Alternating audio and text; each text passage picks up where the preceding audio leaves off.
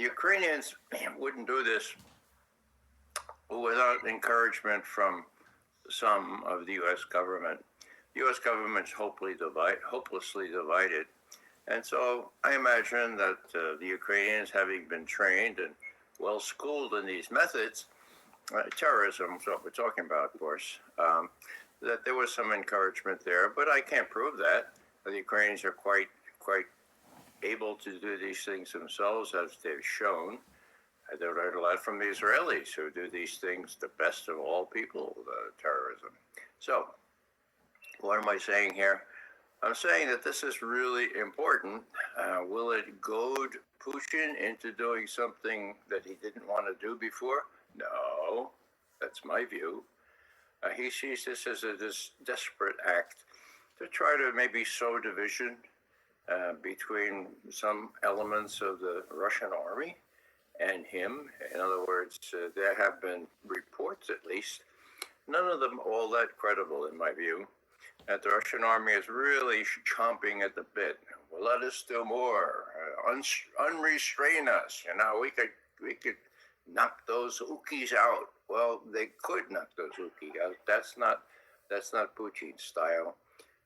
He's just chipping away. What do they call it? He's attrition, right? Attrition. And that's working famously for him. Matter of fact, they have Pokrovsk surrounded now, and it looks like just a matter of days rather than weeks that will fall, opening up the way all the way to the Dnieper River. So the big takeaway for me is that this is an indignity, the likes of which is not suffered very often, and it requires some sort of response.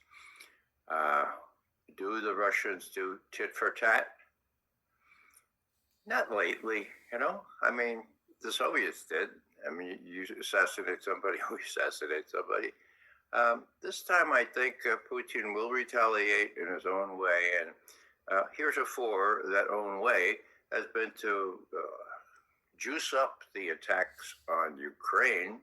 This time, it's possible he may hit a decision-making center, as he has threatened to do before, because whether Budanov, the head of military intelligence in Ukraine, told Zelensky and the others what he was doing, it doesn't matter. Zelensky's supposed to be in charge here. So that, I think, is the worst that the Russians would do. They may not even do that. They have, 5 weeks now before a change in administration here. They would prefer to wait, in my view, and just to list this as one of the many indignities that they have suffered without responding in a way that they could, but they have restrained themselves as Trump comes in. That is, I think, their preferred posture. Well, on Ukraine, this administration shows me, the new one coming in, that they have their heads screwed on right. Now, lots of caveats there, but the biggie was, of course, that Trump has personally castigated the firing of longer-range missiles into Russia proper, hundreds of miles, he says. Well, the ATACMS have a range of 190 miles. That's as far as they can get, nowhere near Moscow, but they're doing it. And what has Trump called them? Foolish. Why are they doing this? He said, why are they doing this? Well, hello. This says many, many things to me. It says, for example, that Trump is not overburdened now by being called someone in Putin's pocket. Back 2016, 2017, his victory in that election was blamed on Vladimir Putin. It was Putin that put him in place, It was Russiagate. It was the Russia hacking. All of that's just been disproven now. And disproven in court documents, court testimony, all kinds of emails surfaced with respect to various judicial proceedings. And so I see Trump being much more confident now. Look, if they pull this stuff again, I'll just draw out all these documents. My good friend Kash Patel, whom I'm named to be FBI director, if he gets approved, if that nomination is confirmed, he knows where all the bodies are. He knows where all the data is.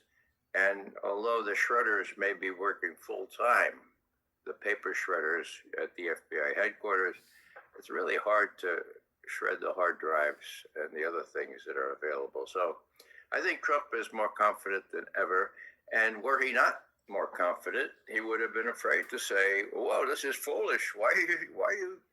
Because then people would say, "Oh, there he is. There he is defending Russia." So this confidence, I think, should augur well for his entering talks with Russia about Ukraine. It's going to be really sticky, okay? But as I've said before, I think on your program, there's leeway there. There are ways to there are ways to get together and pick things that would be palatable to both sides, and a ceasefire. I've been appealing for a ceasefire over Christmas, for God's sake. I mean, why couldn't, if they could have one of those in the trenches of World War One? My God, even if that was an unofficial one, why can't they have one now? Well, we'll see what happens, but I'm not getting much resonance on that. That is first and foremost, no Ukraine in NATO. They've been saying that since 2008 to our ambassador, as you know. That's the first precondition. The other is for a ceasefire, well, you have a demilitarized place there. Back in April of 2022, just 6 months after the special military operation, the invasion of Ukraine by Russian forces, they did reach an agreement. And Putin and Lavrov have both said that's the basis, okay? No Ukraine in NATO. A ceasefire, demilitarization. We'll handle Crimea and other sticky wickets in due course, in 50 years, okay? So there was the makings of a deal. As a matter of fact, that deal was initialed. We have the text of it, and those are the main provisions. Now, what Putin says now is, okay, he said this in June, addressing the foreign ministry. Okay, we'll go on basis on that, but now we have 4 oblasts.